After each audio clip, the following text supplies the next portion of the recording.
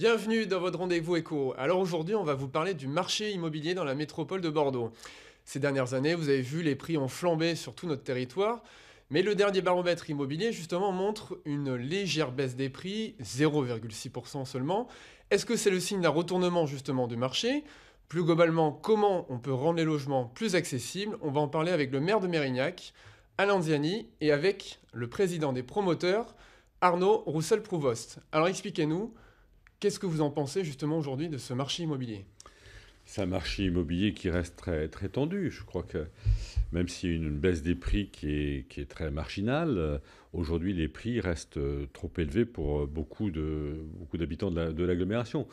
D'ailleurs, à la métropole, on a le souci d'arriver à maîtriser mieux ces prix et donc de discuter en particulier avec la Fédération des promoteurs pour voir comment on peut avoir un marché qui permette à nos habitants d'accéder à la propriété sans évidemment fermer la porte aux autres.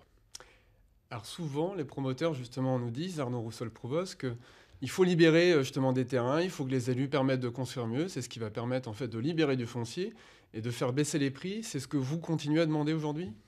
Alors effectivement, pour revenir sur l'information que vous donniez tout à l'heure, il y a comme le disait Monsieur le maire, une très légère baisse des prix sur l'immobilier ancien, puisque c'est le chiffre que vous avez donné. Pour ce qui concerne l'immobilier neuf, on constate qu'il y a malgré tout un maintien de prix assez élevé, même si on est tous conscients avec les élus de la nécessité de mettre en place des mesures pour réduire ces prix et permettre au plus grand nombre de continuer à habiter sur la métropole. Parce que quand on regarde sur les 20 dernières années, effectivement dans l'ancien, c'est plus de 150%. Et surtout l'an dernier avec l'arrivée de l'LGV, c'était plus 16,5%. Oui, oui. C'est ce qui fait qu'aujourd'hui les gens se sont dit voilà, c'est un peu incontestablement, inaccessible. le prix moyen de l'immobilier neuf, notamment, puisque c'est celui que je connais le mieux, n'a cessé d'augmenter sur les 10 dernières années. Et la métropole bordelaise est une des métropoles françaises qui a vu son augmentation se faire de façon excessive. Je crois qu'on On est à peut le combien à dire. peu près aujourd'hui? Au niveau des prix, sur le dernier trimestre 2018, on est à environ 4 250 euros hors parking. Sur le neuf, Sur le neuf, sur l'immobilier neuf. Alors les prix moyens sont toujours à prendre à manier avec précaution, mais globalement, on se rend compte qu'il y a un décalage entre le pouvoir d'achat d'une certaine catégorie de population et les logements qui sont mis sur le marché.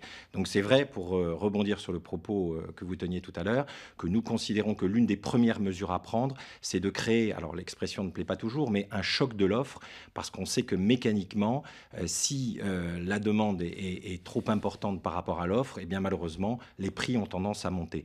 Mais ça n'est pas la seule explication, bien évidemment. On entend ce discours depuis des années, justement, à la fois du côté des élus et des promoteurs. Comment ça se fait que vous n'arrivez toujours pas à vous entendre, justement, pour le bien-être de la population et puis évidemment pour préserver Oui, cette qualité de vie? je crois que il peut y avoir des divergences d'appréciation entre évidemment les promoteurs et la plupart des élus.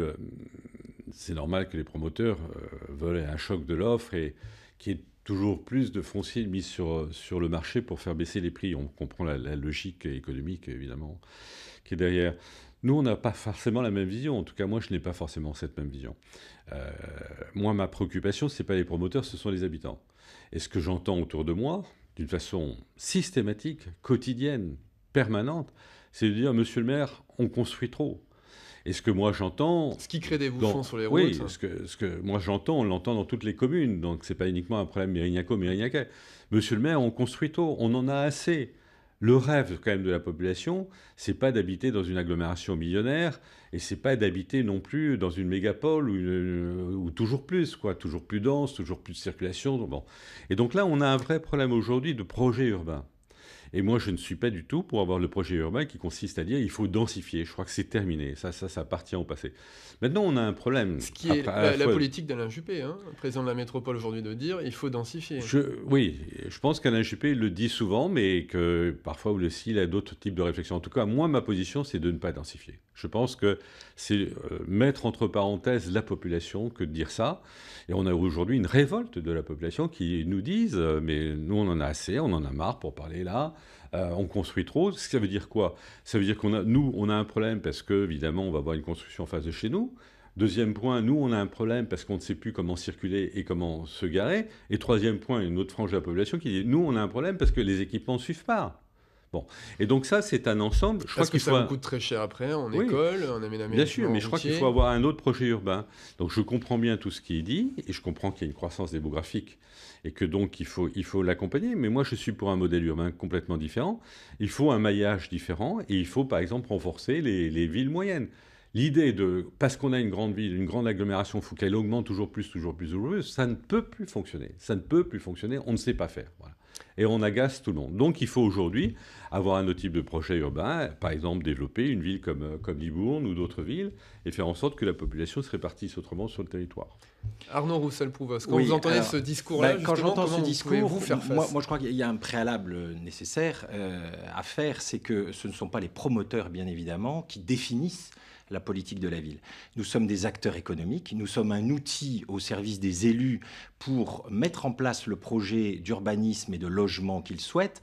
Simplement, on s'aperçoit aujourd'hui que si on fait ce que j'appelle le malthusianisme urbain, c'est-à-dire que si on écoute l'ensemble des gens qui vivent dans les quartiers, il est naturel qu'ils n'aient pas envie de voir une opération réalisée à côté de chez eux. Après, ce que je dis, c'est qu'il y a un problème de logement avec une augmentation des prix et qu'on risque de voir un phénomène qui est contraire aux intérêts, à l'intérêt général, c'est de repousser toute une catégorie de la population à 30 ou 40 km de Bordeaux et qui va venir travailler en passant 2 heures sur la rocade.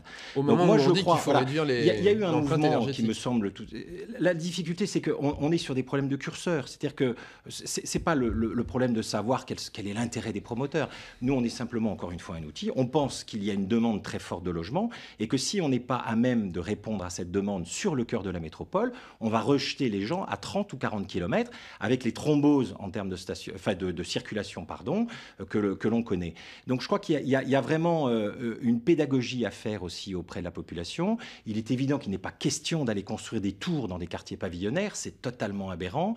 Il faut travailler sur l'acceptabilité et je pense que la notion de densité, aujourd'hui, ça peut être une densité intelligente. On est en train de réfléchir au niveau de la profession. Et il y a énormément de sociologues, d'urbanistes qui réfléchissent à ce qu'on appelle une densité intelligente. Ce sont ce qu'on a appelé les smart cities, les villes éco-intelligentes. Et on peut faire de la densité, mais de la densité qualitative, de la densité avec des espaces verts. Et je suis tout à fait Monsieur Anziani lorsqu'il dit qu'il y a une exaspération de la population. Pour autant, sans parler de métropole millionnaire, puisque ça, le chiffre, de toute façon, on y arrivera même si on n'en parle pas, parce qu'il y a une croissance qui est là. On a la chance d'avoir une métropole attractive, on a fait venir des entreprises nouvelles, et je pense que lorsque ces entreprises s'installent, on ne peut pas dire aux salariés de ces entreprises « Je suis désolé, nous n'avons pas de quoi vous loger, parce que les gens des quartiers aujourd'hui ne veulent pas de vous. » Donc c'est ça le malthusianisme. Donc nous sommes simplement à la disposition des élus pour réfléchir ensemble et essayer de trouver un projet d'urbanisation de la métropole qui soit à la hauteur des enjeux de demain, parce qu'on s'aperçoit qu'il y a de moins en moins de permis de construire qui sont délivrés et que malheureusement, sans créer un choc, si le terme ne plaît pas, je pense qu'il faut au moins répondre à la demande des gens qui sont ici, parce qu'on va les repousser très loin. Je crois qu'il faut ça pose un problème quand même, c'est qu'on ne peut pas dire effectivement aux jeunes populations à qui on dit il faut être plus écologique, et aller habiter à 30 km de votre travail parce qu'aujourd'hui c'est trop cher, il n'y a plus de place. Non, mais ça pose un problème, je le répète encore une fois, du modèle urbain qu'on souhaite. C'est-à-dire que ça pose le problème des transports, le problème de la circulation, le problème du stationnement. Mais il est déjà posé d'une façon extrêmement importante aujourd'hui. Aujourd'hui, les jeunes, de toute façon, n'arrivent pas à habiter dans les centres-villes parce que c'est trop cher. Et il y a beaucoup de gens qui, de toute façon, ne peuvent pas y habiter parce qu'ils ne savent pas où se garer. Et ils se disent, on perd tellement de temps dans la circulation qu'on préfère s'en aller ailleurs. Donc la question, elle est déjà là. Mais là où on peut trouver un accord, mais je crois qu'il faut qu'il y ait une véritable révolution intellectuelle. La révolution intellectuelle consiste à dire, le modèle urbain des années 70, c'est fini. Voilà, construire toujours plus, n'importe où, etc.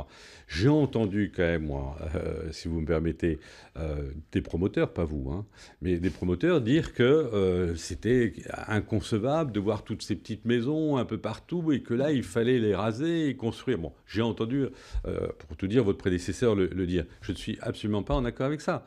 On peut construire. L'exemple de Mérignac est un bon exemple. Nous, on construit beaucoup. Mais on va construire dans des zones de projet. C'est-à-dire qu'on va construire le long du futur tram, le long du tram actuel et du futur tram, donc des zones de projet vers Mérignac-Soleil ou vers le secteur Marne-Soleil ou dans d'autres endroits, par exemple à Pichet, à Mérignac. Mais on construit de telle façon que ça ne gêne personne. Respectons aussi cette idée qui est peut-être contraire à l'idée de la promotion, je ne sais pas, mais l'idée de village. À Capéron, les gens veulent conserver un village. Aux Écailles, ils veulent conserver un village. Dans beaucoup, l'idée de village, aujourd'hui, revient très en force. Respectons cette idée de village, mais il y a des endroits, par exemple le long des axes de transport, où effectivement on peut construire, à une condition, c'est de mettre de la nature en ville. Il est hors de question de renforcer l'imperméabilisation, il est hors de question qu'il n'y ait pas de cheminement doux, il faut qu'il y ait de la nature en ville, des parcs, etc. Donc c'est un nouvel modèle urbain, avec aussi sans doute un modèle financier qui sera différent demain pour arriver à prendre en charge ces différents besoins. Mais ça c'est une exigence, je crois, aujourd'hui de la population et qui est tout à fait normale, de qualité de paysage, de qualité d'équipement collectif. Simplement, il y a, je perçois dans le discours de M. Anziani, si vous voulez, une information qui est un peu risquée. C'est-à-dire que vous avez beaucoup d'élus qui considèrent qu'il ne faut plus construire et faire évoluer la ville telle qu'elle existe. Et là, on se dirige vers une concentration dans ce qu'on appelle les zones d'aménagement en disant arrêtons de faire évoluer la ville. C'est le secteur diffus dont on parle très souvent. Et aujourd'hui, les zones d'aménagement vont permettre de répondre à la demande de logement. Ben ça, malheureusement, quand on analyse les chiffres, on se rend compte que c'est une contre-vérité. Regardez aujourd'hui, sur la dernière année qui vient de se produire, il faut savoir que le secteur de l'aménagement a produit 30% des logements neufs sur la métropole. Ça veut dire que 70% des logements qui sont construits sur l'année qui vient de passer l'ont été dans le secteur diffus. Alors à Bordeaux, c'est un peu différent, c'est moitié-moitié. Mais si, comme on le voit arriver, la tendance est à dire arrêtez totalement de faire évoluer la ville existante et ne construisez que sur les zones d'aménagement, eh bien on ne sera plus à 5500 logements annuels créés, mais on sera à 2500. Et là, malheureusement, on va avoir un vrai problème pour loger. Donc ce sont des problèmes très complexes, je partage tout à fait. Il y a deux visions différentes. Il y a la vision qui consiste à dire soyons mécaniques, allons au fil de l'eau, il y a des besoins, il faut construire parce qu'il y a des besoins et on se laisse aller comme ça, il n'y a aucune vision politique, aucune vision de stratégie. Et puis il y a une autre vision qui consiste à dire quelle est la ville que nous voulons. Voilà. Quelle est la ville que nous voulons ? Aujourd'hui, je le répète, je suis même certain de ça, les habitants ne veulent plus d'une ville trop dense. Une ville avec des constructions en hauteur, la densification. Quand même, on voit bien notre expérience, c'est quoi ? C'est comment on peut mieux travailler ensemble. On voit bien ce qui se passe. C'est-à-dire qu'on achète une maison et à la place de la maison, on en met 10. Ça, c'est quand même un exemple quotidien. Bon, est-ce que vraiment c'est ce qu'on souhaite ? Avec les problèmes que si vous mettez 10 maisons, ça veut dire 10 fois plus de voitures ? Presque, sans doute. Et puis les problèmes de circulation, de stationnement, on ne sait pas les résoudre, ces questions-là. Donc on empile les problèmes jusqu'à temps que, évidemment, ça craque et qu'on a une exaspération des habitants. Tous les jours, on a des pétitions. Voilà. Il y a un ras-le-bol aujourd'hui qu'on doit prendre en compte. On ne peut pas vivre en démocratie, nous sommes en démocratie, sans tenir compte de ce que veulent les habitants. Et je suis souvent frappé de cette idée. C'est que finalement, on met de côté les habitants dans les choix qui seront finalement les leurs, qui les concerneront demain. Alors, par rapport à cet enjeu crucial, tous les deux, dites-moi, l'un et l'autre, pour terminer, comment vous pourriez mieux travailler ensemble demain ? Non, mais je crois d'abord qu'on travaille bien ensemble, parce qu'on a des relations aussi de confiance. On peut avoir quelques degrés d'appréciation différentes, mais moi, ce que je demande aux promoteurs, c'est de prendre en compte ce que nous disons. La nature en ville, aujourd'hui, je pense qu'il y a eu beaucoup de progrès, même si c'est des coûts évidemment différents pour la promotion immobilière. Donc je pense qu'il faut que les promoteurs prennent en compte ça. Je pense que l'idée de zone de projet est une idée très intéressante. Il s'agit de ne pas construire. On a besoin de construction, notamment de logements sociaux. Donc il faut qu'on le fasse. Mais dans certains endroits où on ne va pas gêner ni les riverains, ni le quartier, il y a des possibilités et c'est là où il faut investir.